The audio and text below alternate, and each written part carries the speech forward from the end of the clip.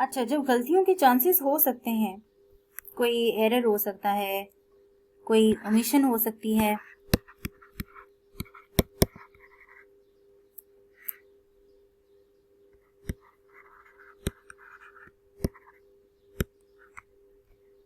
या कोई फ्रॉड भी हो सकते हैं, आप एक्सपर्ट की ओपिनियन लेने के बावजूद एक्सपर्ट की गलत स्टेटमेंट प्रोस्पेक्टस में पब्लिश कर दें। और हो सकता है कि एक्सपर्ट ने भी कोई गलत ओपिनियन दी हो और वो स्टेटमेंट अनट्रू हो, कोई इंफॉर्मेशन अनट्रू हो, सही ना हो, सच्ची ना हो, या फिर एक्सपर्ट की ओपिनियन तो हो लेकिन वो इतनी डिसेप्टिव नेचर की हो कि अगले को समझ ना आ रहा हो कि ओपिनियन उसने दी भी है कि इस चीज पे या नहीं। एक बड़ी जेनेरिक करके उस चीज को लिखा हो कि वो डिसेप्टिव स्टेटमेंट लगे। अगर आपके प्रोस्पेक्टस में ऐसा लगे कि आप कोई एरर कर रहे हैं, कोई इनकरेक्ट स्टेटमेंट है, इनकरेक्ट, दूसरों को मिसगाइड कर रही है, मिसलीड कर रही है किसी इंफॉर्मेशन से रिलेटेड, आप कोई इंपॉर्टेंट इंफॉर्मेशन को ओमिट कर रहे हैं जो इन्वेस्टर के लिए बड़ी इंपॉर्टेंट थी, वो बात ही आपने उसमें नहीं लिखी। लोगों के लिए, कह लें इन्वेस्टर्स के लिए, आप डिविडेंड कितना देंगे, ये डायरेक्टर्स की कॉम्पोजिशन नहीं लिखी, शेयर होल्डिंग का स्ट्रक्चर आप जो है वो नहीं लिखा कि आप कितना शेयर कैपिटल इशू करना जा रहे हैं, कितना इशू ऑलरेडी किया हुआ है, कुछ चीज़ों में एम्बिगुइटी है, कुछ चीज़ें आप ओमिट कर देते हैं, इंपॉर्टेंट इन्फॉर्मेशन, या फिर आप एक्सपर्ट की स्टेटमेंट जो इंक्लूड करते हैं, एक्सपर्ट की या किसी कोई और रेलिवेंट पर्सन, आगे हम देखेंगे कि और किसकी आप स्टेटमेंट इंक्लूड कर सकते हैं, वो आपके मैनेजमेंट में भी कुछ डिक्लेरेशंस आ रही होती हैं, डायरेक्टर्स की रिपोर्ट भी हो रही होती है, अगर आप इंक्लूड करना चाहते हैं, वो सारी इंफॉर्मेशन होती है जो एक डिसीजन करने के लिए रेलिवेंट है। तो अगर आप एक स्टेटमेंट जो है प्रोस्पेक्टस में एज पर सिक्योरिटीज एक्ट और एज पर जो भी रेगुलेशन है उसके हिसाब से, उसकी रेगुलेशन के मुताबिक आप उस ओपिनियन, उस स्टेटमेंट को इंक्लूड उसमें नहीं करते, ओमिट कर देते हैं, तो आपकी क्रिमिनल लायबिलिटी अराइज होगी।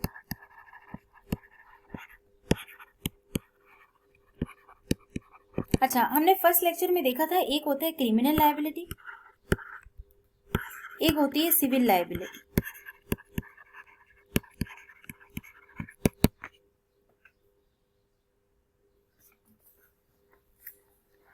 हमने लॉ में जब देखा था, हमने एक सिविल लॉ और क्रिमिनल लॉ में कुछ थोड़ा सा डिफरेंस देखा था कि क्रिमिनल लॉ ऐसा होता है जिसमें ऐसे रूल्स और ऐसे प्रिंसिपल्स लिखे होते हैं कि आपने अगर कोई ऐसा काम किया जो कि सोसाइटी के लिए अनएक्सेप्टेबल है तो ये आपकी कॉम्प्लिकेशंस होंगी, कि ये कवानीन ऐसे हैं जो कि ऐसे कामों के लिए हैं जो कि सोसाइटी के लिए अनएक्सेप्टेबल हैं, सोसाइटी के लिए ही अनएक्सेप्टेबल है, जिससे फसाद फैलेगा, चीजें बिगड़ेंगी, सोसाइटी का डेकोरम खराब होगा। उसमें अगर आप मेजर एग्जांपल लें क्राइम में, मर्डर, कत्ल करना, ये सोसाइटी के लिए अनएक्सेप्टेबल है। चोरी करना सोसाइटी को नुकसान दे रहा है, आप किसी एक इंडिविजुअल को नुकसान नहीं पहुंचा रहे, पूरी सोसाइटी को, पूरी स्टेट को। तो ये एक क्राइम बन जाता है जब आप ऐसा एक्ट करें जो कि सोसाइटी के लिए अनएक्सेप्टेबल है और उसके खिलाफ जाके आप ये चीजें करें तो आपने क्राइम किया। और जब आप क्राइम करते हैं तो आपकी लायबिलिटी भी फिर क्रिमिनल होती है, और criminal liability usually fine plus सजाएं होती हैं, फिर इम्प्रिजनमेंट और फांसी भी सुनाई जाती है आपको। इस तरह की फिर सजाएं आपको मिलती हैं जो तकलीफदेह होती हैं, क्योंकि आपने भी ऐसा काम किया जो कि सोसाइटी के लिए बड़ा तकलीफदेह था। एक बंदे का नहीं था, आपने किसी एक बंदे को नुकसान नहीं पहुंचाया, आपने पूरी एक इंसान को कत्ल करके आपने पूरी इंसानियत को कत्ल किया, तो क्रिमिनल लायबिलिटी राइज होगी। एक सिविल लाइबिलिटी भी है। सिविल का मतलब ये है कि आपने कोई रूल तोड़े हैं। एक सिविल लॉ है जो कि ऐसा लॉ है, ऐसे कवानीन बताता है कि जो भी रोजमर्रा के ताल्लुकात आपके हैं, आपकी डीलिंग चल रही है लोगों के साथ, इससे सोसाइटी को कोई नुकसान नहीं पहुंच रहा। हाँ अलबत्ता आपके जो भी बिजनेस है उसमें लॉस हो रहा है, आपके मामला जरूर बिगड़ रहे हैं, लेकिन सोसाइटी को कोई नुकसान नहीं पहुंच रहा। आपको बिजनेस में लॉस हो गया, आपने किसी के साथ कोई कॉन्ट्रैक्ट किया कि मुझे चीजें इस डेट पे डिलीवर कर देना, उसने नहीं की, जिसकी वजह से आपको नुकसान हो गया। आगे आपने किसी पार्टी को अगली को डिलीवर करनी थी, चीजें सेल करनी थी, आपको उल्टा पेनल्टी पड़ गई, फाइन पड़ गया, सरचार्ज पड़ गया। अब यहाँ पे आपको नुकसान हुआ, सोसाइटी को कोई नुकसान नहीं हुआ। जब आप इस तरह का कोई काम हरकत करें, ऐसा एक्ट, वो सिविल एक्ट होता है, सिविल लाइबिलिटी अराइज होती है। और ऐसे कवानीन को तोड़ने पे आप उसको कहते हैं टोर्ट। जैसे ये क्राइम है वो एक टोर्ट होता है, उस पे आपकी सिविल लाइबिलिटी अराइज होती है। अब हमारे प्रोस्पेक्टस में ये कैसे रेलिवेंट है? वो कहते हैं कि जी जब आप प्रोस्पेक्टस में कोई ऐसी इंफॉर्मेशन ओमिट करें या आप गलत बयानी करें, डिसेप्टिव स्टेटमेंट दें, तो हम कहेंगे कि जो भी पर्सन ये काम करेगा, उस कंपनी की जाहिर सी बात है डायरेक्टर्स होंगे जो इस फाइनेंशियल स्टेटमेंट बना रहे होंगे, प्रोस्पेक्टस कंपनी के ओवरऑल जो कि वो मैनेजर्स होते हैं, इस बात की, इस चीज का डिसीजन वही लोग कर रहे होते हैं। तो जो भी बंदा ऐसा काम करेगा, अब सेक्रेटरी है, पर्सन है, डायरेक्टर है, कोई भी अदर ऑफिसर उस कंपनी का, जो भी ये काम करेगा, हम कहेंगे कि उसने किया ऑफेंस।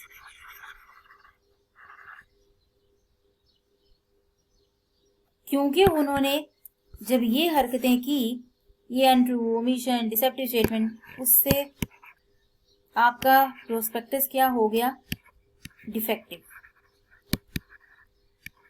डिफेक्टिव प्रोस्पेक्टस इशू करने की सूरत में आप माना जाएगा कि आपने किया है ऑफेंस और आपकी लायबिलिटी अराइज हो जाएगी क्रिमिनल।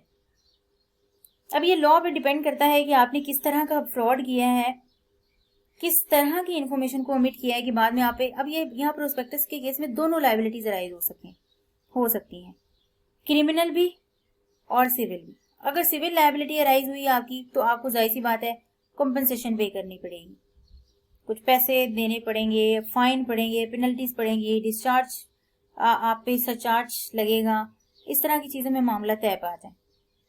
लेकिन अगर ये चीज ऑफेंस करार पाई कि अगले पार्टी को, एक बंदे को नहीं, आगे 100 बंदों को नुकसान पहुंच रहा है, तो ये क्रिमिनल लायबिलिटी मान के आपको कैद भी सुनाई जा सकती है। अलबत्ता ये सजाएं और क्या सजाएं हैं, क्या पेनल्टी है, ये आपके सिलेबस में नहीं है। आपने सिर्फ इतना याद रखना है कि डिफेक्टिव प्रोस्पेक्टस के केस में क्रिमिनल लायबिलिटी भी अराइज होती है। एक पर्सन हम कहेंगे कि उसने ऑफेंस किया है जिसने मिसलीडिंग, इनकरेक्ट, अनट्रू और डिसेप्टिव स्टेटमेंट बनाई प्रोस्पेक्टस के अंदर, या फिर कोई इंपॉर्टेंट इंफॉर्मेशन मिस की, या फिर कोई statement in the form and context उसमें शामिल नहीं की। अच्छा जी, अब कौन बंदा फिर लायबल होगा? लायबिलिटी किसकी अराइज होगी?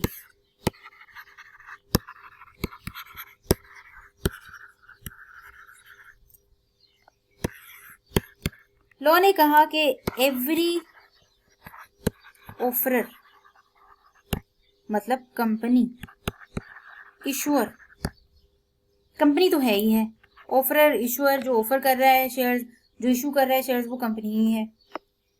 डायरेक्टर ऑफ एन ऑफरर और इशूअर, या जाहिर सी बात है कंपनी का डायरेक्टर, या फिर एनी पर्सन, आगे उसने एनी पर्सन करके बात खत्म की, एनी पर्सन जिसने साइन किया था प्रोस्पेक्टस, साइंड प्रोस्पेक्टस। अब इसमें एक्सपर्ट भी आएगा, इसमें जितने भी डायरेक्टर्स, ऑफिसर्स जिन्होंने वो प्रोस्पेक्टस साइन किया था, वो लायबल होंगे टू पे कंपनसेशन। किसको कंपनसेशन पे करेंगे? जाहिर सी बात है जिसको नुकसान हुआ होगा उस चीज से related. Compensation to any person जिसने सफर किया होगा वो नुकसान, सफर, लॉस। और वो लॉस उसको क्यों आया होगा? जाहिर सी बात है उसने इस इंफॉर्मेशन पे रिलाई किया होगा। ट्रस्ट किया होगा, उसने देखा होगा कंपनी को तो प्रॉफिट हो रहा है, उसने रिलाई किया उस चीज पे जी, इन्वेस्टमेंट कर दी। बाद में पता चला जी कि कंपनी को तो एक्चुअली लॉस में थी, उसने तो अपनी फाइनेंशियल स्टेटमेंट ही खराब करके प्रोस्पेक्टस में छापी हुई है। उन्हें लग रहा था कि फ्रॉड पकड़ा नहीं जाएगा, जिसकी वजह से अब जाहिर सी बात है उसको नुकसान हुआ। शेयर की तो कोई वैल्यू थी नहीं, उसने महंगा इतना खरीदा था, तो यहाँ पे उसको फिर कंपनसेशन दी जाएगी as a result of any, जो भी आपने इनकरेक्शन की, incorrect, untrue, again same words, misleading statement in the prospectus. तो ये था जी हमारी कंपनसेशन आपको करनी पड़ेगी उस पर्सन को जो कि सफर हुआ उस लॉस से और उसने रिलाई किया था इस इनकरेक्ट, अनट्रू और मिसलीडिंग स्टेटमेंट में। तो प्रोस्पेक्टस के केस में आपकी डिफेक्टिव प्रोस्पेक्टस हो जाएगा अगर आप ऐसी हरकतें करेंगे। आपकी लायबिलिटी क्रिमिनल भी होगी और सिविल भी हो सकती है, दोनों हो सकती हैं। तो हमने चैप्टर किया कंप्लीट और हम इसको कर लेते हैं थोड़ा सा रिवाइज। सबसे पहले हमने इस चैप्टर की बेसिक्स देखी। बेसिक्स के अंदर हमने डेफिनेशन देखी, पर्पस देखा और वो टर्मिनोलॉजी शेल्फ प्रोस्पेक्टस और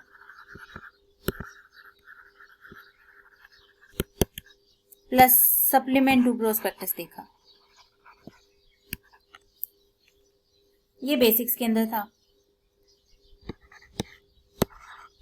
फिर हमने देखा कि प्रोस्पेक्टस के लिए अप्रूवल की जरूरत होती है कि नहीं। उसमें हमने एक 21 डेज वाली चीज देखी कि 21 दिन पहले आपने कॉपी सबमिट करनी है, 60 डेज तक आपका प्रोस्पेक्टस वैलिड रहेगा आफ्टर अप्रूवल। और हमने कहा कि पब्लिक कमेंसमेंट आपकी जो सब्सक्रिप्शन शुरू होने से कम से कम 7 डेज पहले, एटलीस्ट 7 डेज पहले, और ज्यादा से ज्यादा एट मैक्सिमम 30 डेज आपने ये न्यूज़पेपर में पब्लिश करना है। ये चीज थी। तीसरा हमने देखा अवेलेबिलिटी, आपने प्रोस्पेक्टस कहाँ कहाँ पे भिजवाना है। वो लोकेशंस थी कुछ, register office, stock exchanges, concern बैलेटर, शेयर रजिस्ट्रार, सारे कंपनी के जितने भी बैंकर्स हैं, क्रेडिट रेटिंग एजेंसी है, वहां पे आपने सब भिजवा के फिर daily newspaper English in Urdu वहां पे रखना है। कब तक? जब से आपने आपकी कमेंसमेंट का जो पब्लिक सब्सक्रिप्शन का प्रोसेस क्लोज नहीं हो जाता, टिल क्लोजिंग।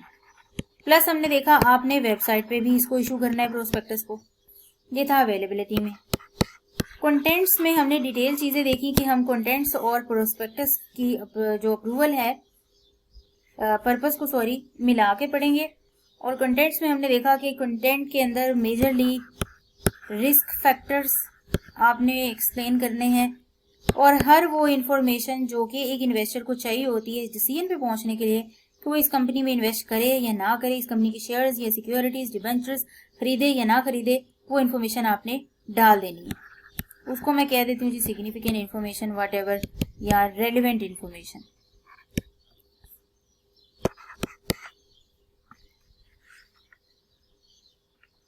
ओके, इसके बाद हमने देखा कि प्रोस्पेक्टस कब इशू कर सकते हैं आप। टाइमिंग ऑफ प्रोस्पेक्टस देखी। हमने कहा कि आप बिफोर कमेंसमेंट भी कर सकते हैं, बिफोर कमेंसमेंट ऑफ बिजनेस, और आफ्टर कमेंसमेंट ऑफ बिजनेस भी कर सकते हैं। और once in the lifetime company अपने प्रोस्पेक्टस इशू करती है फॉर अ स्पेसिफिक सिक्योरिटी। एक सिक्योरिटी के लिए आप एक दफा प्रोस्पेक्टस इशू करेंगे, बार बार जब भी अब दूसरी बार तीसरी बार आप पब्लिक को इशू करने जा रहे हैं, जरूरत नहीं है उसे प्रोस्पेक्टस इशू करने की। फिर हमने देखा कि प्रोस्पेक्टस मेमोरेंडम और आर्टिकल्स की तरह टिल द लाइफ टाइम नहीं रहता, वो जब उसका पर्पस अचीव हो गया तो प्रोस्पेक्टस खत्म, उसके बाद प्रोस्पेक्टस की कोई वर्थ नहीं। उसका पर्पस अचीव, बस उसे अपने रिकॉर्ड्स में संभाल के रखना उसकी कंपनी की जिम्मेदारी नहीं है। लॉ उससे नहीं मांगेगा कि जी ये प्रोस्पेक्टस था वो आपके रिकॉर्ड में आपने संभाल के नहीं रखा, नहीं, कोई जरूरत नहीं। आप चाहे अपनी वेबसाइट से भी उड़ा दें उसे, जितनी भी चीजें थी newspaper, stock exchange, register office, वहां से हर जगह से आप उसे हटाना चाहते हैं हटा दीजिए, कोई जरूरत नहीं है। इसके बाद हमने देखा कि एक एक्सपर्ट होता है एक्सपर्ट की हमने डेफिनेशन देखी और एक्सपर्ट इंडिपेंडेंट होता है ये देखा। एक्सपर्ट की ओपिनियन जो भी स्टेटमेंट है वो आपने in the form and context add करनी है। कुछ कंडीशंस गर्ज हम कह लें कि जिसको हमने डालने के लिए देखी कि उसकी कंसेंट लेनी है, आपने रिटन कंसेंट लेनी है, आपने एक्सपर्ट की अगर ओपिनियन को इंक्लूड करना है प्रोस्पेक्टस में तो कुछ कंडीशंस हैं वो मैंने मेजर लिख दिया, वो आपको पूरी करनी है।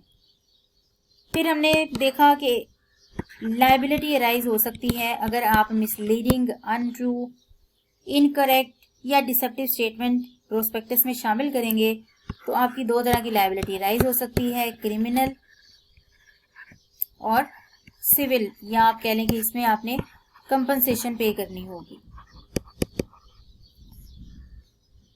कंपनसेशन किसको पे करनी है आपने, पहले तो जी किसने देनी है, एवरी ऑफरर या इशूअर, डायरेक्टर और हर वो पर्सन जिसने प्रोस्पेक्टस साइन किया है। और कंपनसेशन देनी किसको है, हु सफर्ड लॉस, क्योंकि उसने रिलाई किया था सच इंफॉर्मेशन पे और ये इंफॉर्मेशन जो कि थी मिसलीडिंग थी, अनट्रू थी, इनकरेक्ट थी, जिस वजह से उसे हुआ नुकसान।